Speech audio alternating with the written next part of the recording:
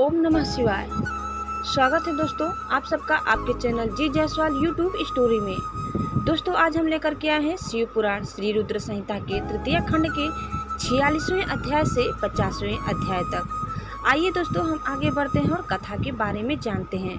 लेकिन आगे बढ़ने से पहले आप इस चैनल में नए हैं तो प्लीज़ इसे सब्सक्राइब कर लें। वीडियो को अंत तक देखिए। हमारा यह वीडियो आपको कैसा लगा कमेंट बॉक्स में ज़रूर बताइए।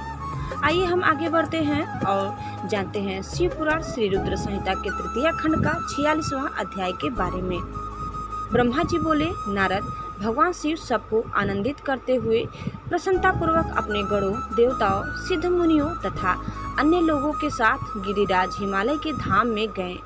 हिमालय की पत्नी मैना भी अंदर से शिव जी की आरती उतारने के लिए सुंदर दीपकों से सजी हुई थाली लेकर बाहर आई। उस समय उनके साथ ऋषि पत्नियां तथा अन्य स्त्रियां भी मौजूद थी। भगवान शिव का मनोहर रूप चारों ओर अपनी कांति बिखेर रहा था। उनकी शोभा करोड़ों कामदेवों के समान थी। उनके प्रसन्न मुखार बिंदु पर 3 नेत्र थे। अंग कांति चंपा के समान थी। शरीर पर सुंदर वस्त्र और आभूषण उनके व्यक्तित्व में 4 चांद लगा रहे थे। उनके मस्तक पर सुंदर चंद्र मुकुट लगा था। गले में हार तथा हाथों में कड़े तथा बाजूबंद उनकी शोभा बढ़ा रहे थे। चंदन, कस्तूरी, कुमकुम और अच्छत से उनका शरीर विभूषित था। उनका रूप दिव्य और अलौकिक था, जो अनायास ही सबको अपनी ओर आकर्षित कर रहा था। उनका मुख अनेकों चंद्रमाओं की चांदनी के समान उज्जवल और शीतल था। ऐसे परम सुंदर और मनोहर रूप वाले दामाद को पाकर हिमालय पत्नी मैना की सभी चिंताएं दूर हो गई। वे आनंद मग्न होकर अपने भाग्य की सराहना करने लगी। शिव जी को दामाद बनाकर स्वयं को कृतार्थ मानने लगी और अपनी पुत्री पार्वती, अपने पति हिमालय तथा अपने कुल को धन्य मानने लगी। उस समय प्रसन्नता पूर्वक वे शिव जी की आरती उतारने लगी।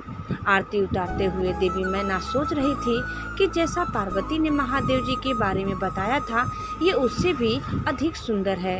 इनका रूप लावण्य तो चित्त को प्रसन्नता देने वाला तथा समस्त पापों और दुखों का नाश करने वाला है। विधि पूर्वक आरती पूरी करने के पश्चात मैना अंदर चली गई। उस समय उस विवाह में पधारी युवतियों ने वर के रूप में पधारे परमेश्वर शिव के सुंदर, कल्याणकारी और मनोहारी रूप की बहुत प्रशंसा की। वे आपस में हंसी ठिठोली कर रही थी, साथ ही साथ अपनी सखी पार्वती के भाग्य की भी सराहना कर रही थी कि उसे शिव जी जैसे वर की प्राप्ति हुई है। वे मैना से कहने लगी कि हमने तो इतना सुंदर वर किसी के विवाह में भी कभी नहीं देखा है। पार्वती धन्य है जो उसे ऐसा पति प्राप्त हो रहा है। भगवान शिव के सुंदर मनोहारी रूप के दर्शन करके सब देवताओं सहित ऋषि मुनि बहुत प्रसन्न हुए। गंधर्व भगवान शिव के यश का गान करने लगे तथा अप्सराएं प्रसन्न होकर नृत्य करने लगी। उस समय गिरिराज हिमालय के यहाँ आनंद ही आनंद था।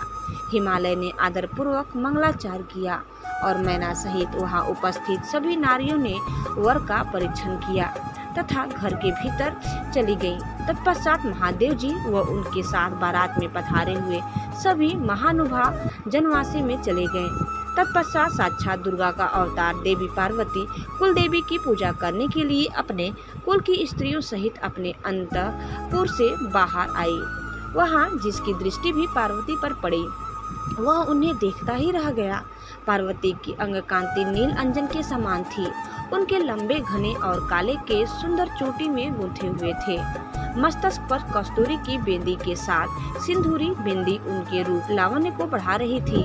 उनके गले में अनेक सुंदर रत्नों से जड़े हार शोभा पा रहे थे। सुंदर रत्नों से बने केयूर, लवर और कंकड़ उनकी भुजाओं को विभूषित कर रहे थे।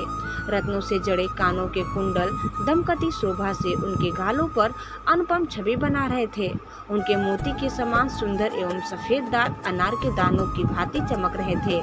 उनके होठ मधु से भरे बिम्फल की तरह लाल थे।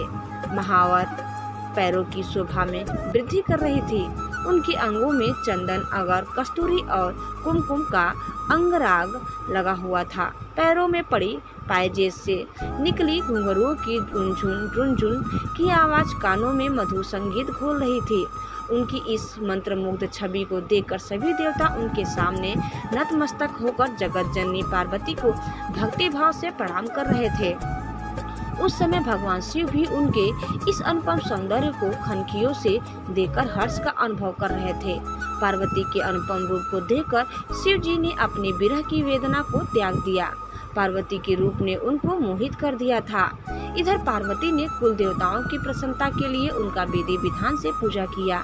तत्पश्चात वे अपनी सखियों और ब्राह्मण पत्नियों के साथ पुनः महल में लौट गई। उधर में विष्णु जी व भगवान शिव भी अपने अपने स्थान पर ठहर गए। दोस्तों, श्री रुद्र संहिता के तृतीय खंड का 47वां अध्याय। ब्रह्मा जी बोले, हे नारद, गिरिराज हिमालय ने उत्साह पूर्वक वेद मंत्रों द्वारा पार्वती जी और शिव जी को उपस्नान करवाया।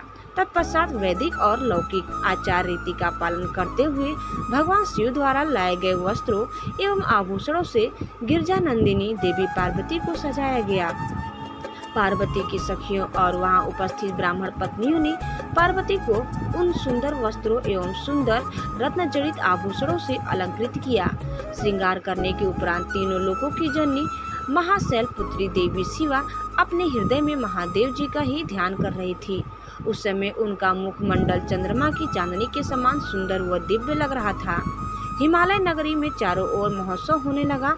लोगों की प्रसन्नता और उल्लास को देखते ही बनता था। उस समय वहां हिमालय ने शास्त्रोक्त रीति से लोगों को बहुत दान दिया और अन्य वस्तुएं भी बांटी। गिरिराज हिमालय के राजपुरोहित मुनि गर्ग जी ने हिमालय से कहा कि हे पर्वतराज, लग्न का समय हो रहा है। आप भगवान शिव तथा अन्य सभी बारातियों को यथाशीघ्र यहाँ बुला लें। तब शैलराज के मंत्री सब देवताओं सहित भगवान शिव को बुलाने के लिए जनवासी में गए और उन्हें जल्दी विवाह मंडप में पधारने का निमंत्रण दिया। उन्होंने शिव जी से कहा कि प्रभु, कन्यादान का समय नजदीक आ गया है। वर और कन्या को पंडित जी बुला रहे हैं। तब भगवान सुंदर वस्त्र आभूषणों से सुसज्जित होकर अपने वाहन नंदी पर बैठकर सब देवताओं और ऋषि मुनियों के साथ मंडप की ओर चल दिए। साथ में उनके गण भी अपने स्वामी भगवान शिव की जय जयकार करते हुए नाचते गाते चलने लगे। शिव जी के मस्तक पर छत्र था और चारों ओर चौंगर डुलाया जा रहा था। महान उत्सव हो रहा था। शंख, भेरी, पटह, आनक, गोमुख बाजे बज रहे थे। अप्सराएं नृत्य कर रही थी। चारों दिशाओं से देवगण उन पर पुष्पों की वर्षा कर रहे थे। इस प्रकार महादेव जी सुशोभित होकर यज्ञ के मंडप पर पहुँचे। मंडप के द्वार पर उनकी प्रतीक्षा कर रहे पर्वतों ने आदर पूर्वक उन्हें नंदी पर से उतारा और भीतर ले गए। शैलराज हिमालय ने भक्ति पूर्वक उन्हें नमस्कार किया और विधि विधान के अनुसार उनकी आरती उतारी। उन्होंने भगवान श्री हरि, विष्णु, मुझे तथा सदाशिव को पाद्य अर्घ्य दिया और सुंदर उत्तम आसनों पर हमें बैठाया। तत्पश्चात शैलराज, प्रिया देवी, मैना, ब्राह्मण स्त्रियों व पूर्वासिनियों के साथ वहां पधारी। उन्होंने अपने दामाद भगवान शिव की आरती उतारी और उनका मधुपर्क से पूजन किया तथा सारे मंगलमय कार्य संपन्न किए। तत्पश्चात शैलराज हिमालय मुझे विष्णु जी व भगवान शिव को साथ लेकर उस स्थान पर गए जहाँ देवी पार्वती वेदी पर बैठी हुई थी। तब वहाँ बैठे सभी ऋषि मुनि, समस्त देवता व अन्य शिवगण उत्सुकता से शिव विवाह के लग्न की प्रतीक्षा करने लगे। हिमालय के कुलगुरु श्री गर्ग जी ने पार्वती जी की अंजलि में चावल भरकर शिव जी के ऊपर अक्षत डाले। तत्पश्चात पार्वती जी ने दही, अक्षत, कुश और जल से आदर पूर्वक भगवान शिव का पूजन किया। पूजन करते समय प्रसन्नता पूर्वक पार्वती भगवान शिव के दिव्य स्वरूप को निहार रही थी। पार्वती जी के अपने वर शिव जी का पूजन कर लेने के पश्चात गर्ग मुनि के कथा अनुसार त्रिलोकीनाथ महादेव जी ने अपनी वधू होने जा रही देवी पार्वती का पूजन किया। इस प्रकार एक दूसरे का पूजन करने के पश्चात वर वधू शिव व पार्वती वहीं वेदी पर बैठ गए। उनकी छवि अत्यंत उज्जवल और मनोहर थी। दोनों वहां बहुत शोभा पा रहे थे। तब लक्ष्मी आदि सभी देवियों ने उनकी आरती उतारी। दोस्तों, श्री रुद्र संहिता के तृतीय खंड का 48वां अध्याय। ब्रह्मा जी बोले, हे नारद, गर्ग मुनि की आज्ञा के अनुसार शैलराज हिमालय ने कन्यादान की रस्मों को निभाना शुरू किया। शैलराज प्रिया मैना जी सुंदर वस्त्र आभूषणों से सुसज्जित होकर हाथों में सोने का कलश लेकर अपने पति हिमालय के दाहिने भाग में बैठी हुई थी। शैलराज हिमालय ने भगवान शिव का पाद्य से पूजन करने के पश्चात सुंदर वस्त्रों, आभूषणों एवं चंदन से उन्हें अलंकृत किया तथा ब्राह्मणों से बोले कि हे ब्राह्मणों, अब आप कन्यादान हेतु संकल्प कराइए। तब श्रेष्ठ मुनिगण साहस संकल्प पढ़ने लगे। तब गिरिश्रेष्ठ हिमालय ने आदरपूर्वक वर रूप में विराजमान भगवान शिव से पूछा, हे शिव शंकर, विधि विधान से पार्वती का परिग्रहण करने हेतु आप अपने कुल का परिचय दें। आप अपना गोत्र, प्रवर, कुल, नाम, वेद, शाखा सब कुछ ब्राह्मणों को बता दे। गिरिराज का यह प्रश्न सुनकर भगवान शंकर गंभीर होकर कुछ सोचने लगे। सब देवताओं, ऋषि मुनियों ने जब भगवान शिव को इस प्रकार चुप देखा तो वे इस संबंध में कुछ भी नहीं उत्तर दिए रहे थे और शांत थे। तब यह देखकर कन्या पक्ष के कुछ लोग उन पर हंसने लगे। नारद यह देखकर तुम तत्काल पार्वती के पिता शैलराज के पास पहुँचे और बोले, हे पर्वतराज, आप भगवान शिव से उनका गोत्र पूछकर बहुत बड़ी मूर्खता कर रहे हैं। उनका कुल, गोत्र आदि तो ब्रह्मा, विष्णु आदि भी नहीं जानते, तो भला कोई और कैसे जान सकता है। भगवान शिव तो निर्गुण और निराकार है। वे परम ब्रह्मा परमेश्वर है।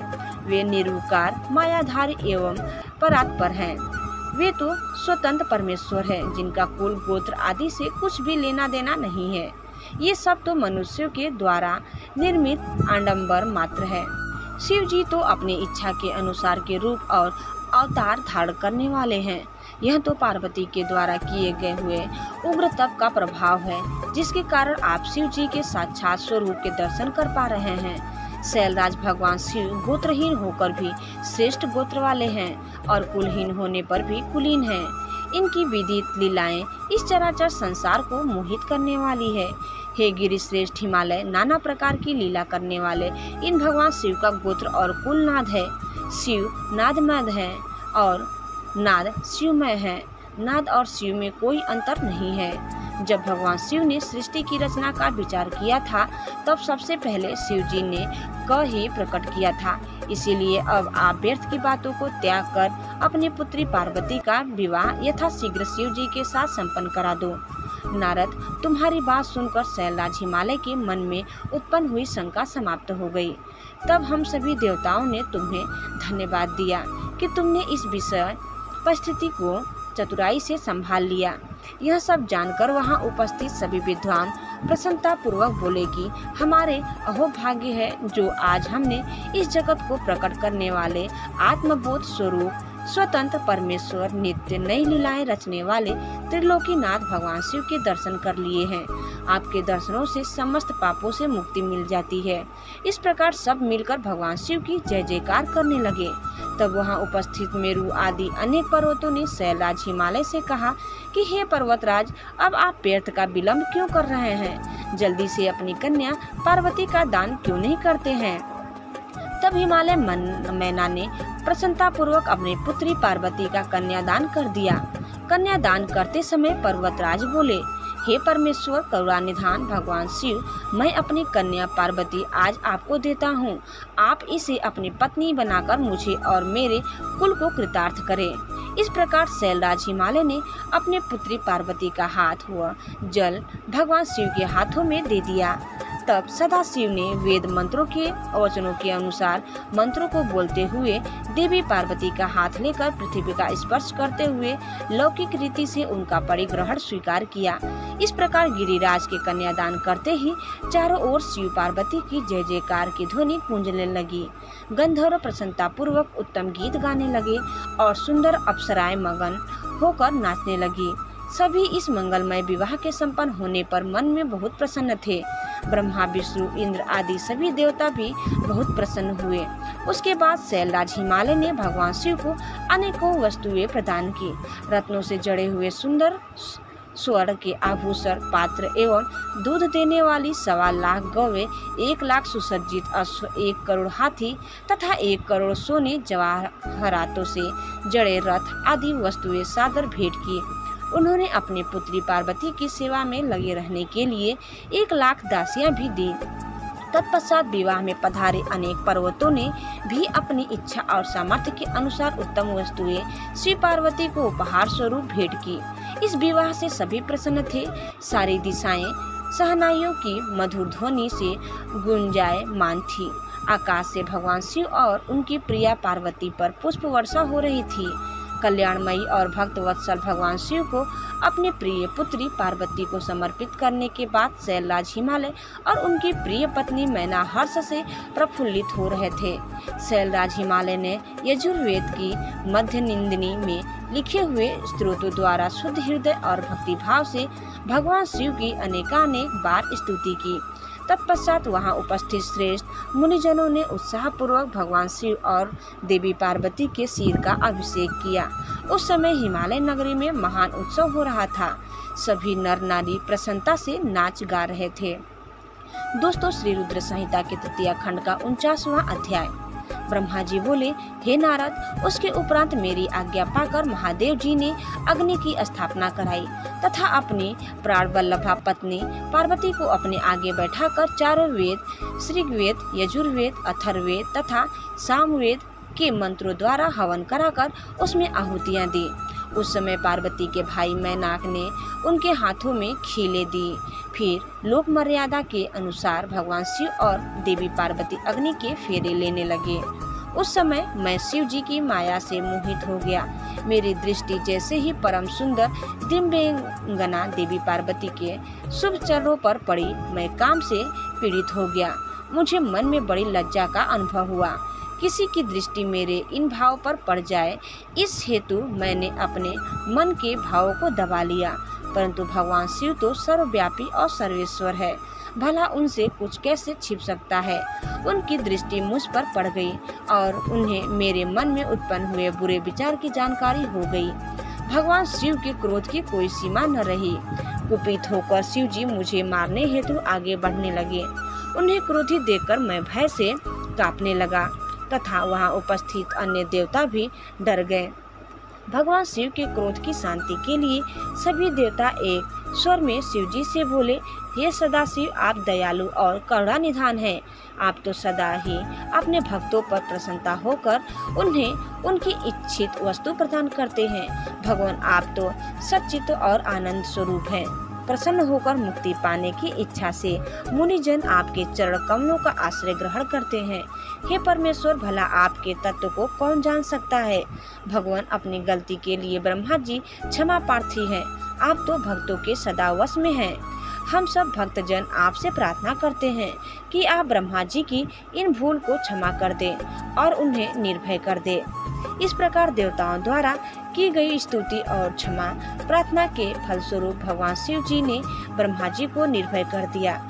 नारद, तब मैंने अपने उन भावों को शक्ति के साथ मन में ही दबा दिया।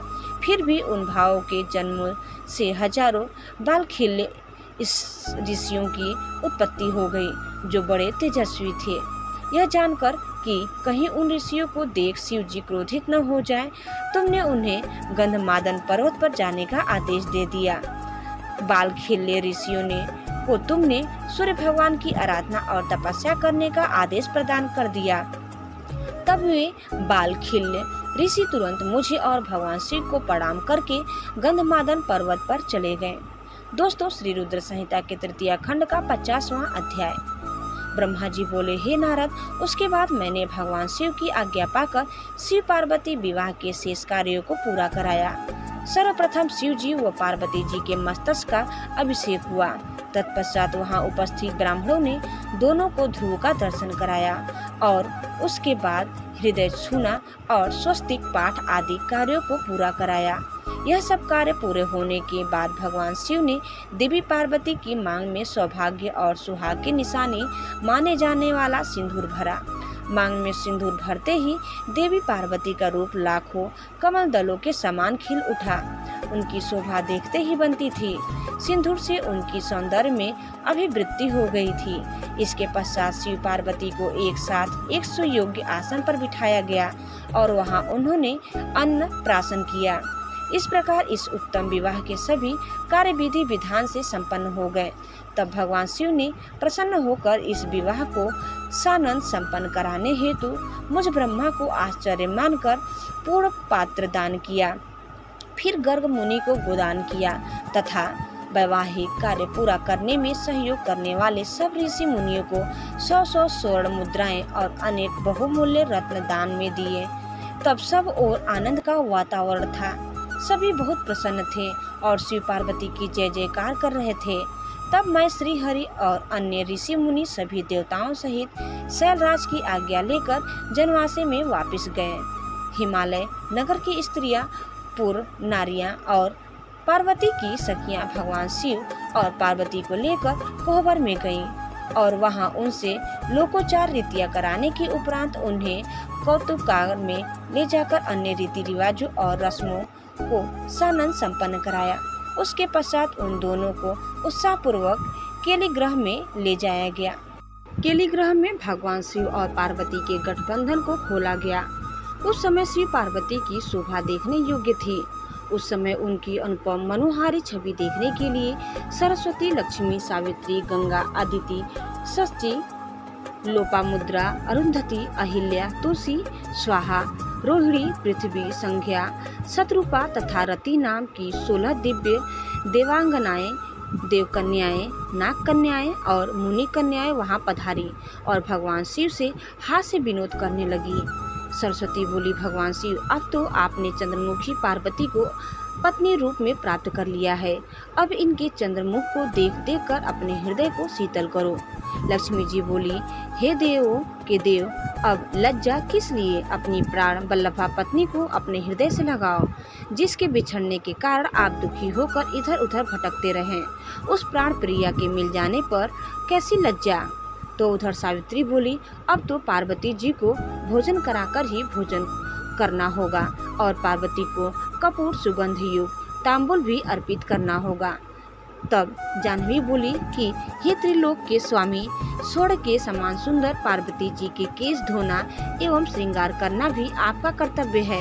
इस पर सच्ची कहने लगी कि हे सदाशिव, जिन पार्वती को पाने के लिए आप सदा आतुर थे तथा जिनके वियोग के दिन आपने विलाप कर कर बिताए हैं, आज वही पार्वती जब आपकी पत्नी बनकर आपके साथ विराजमान है, तो फिर काहे का संकोच? क्यों आप पार्वती को अपने हृदय से नहीं लगा रहे हैं? देवी अरुंधति बोली, इस सती सुंदरी को मैंने आपको दिया है, अब आप इसे अपने पास रखें और उसके सुख दुख का ख्याल करें। देवी अहिल्या बोली, भगवान, आप तो सबके ईश्वर हो, इस पूरे संसार के स्वामी हो। आपके परम ब्रह्मा स्वरूप को कोई नकार नहीं सकता।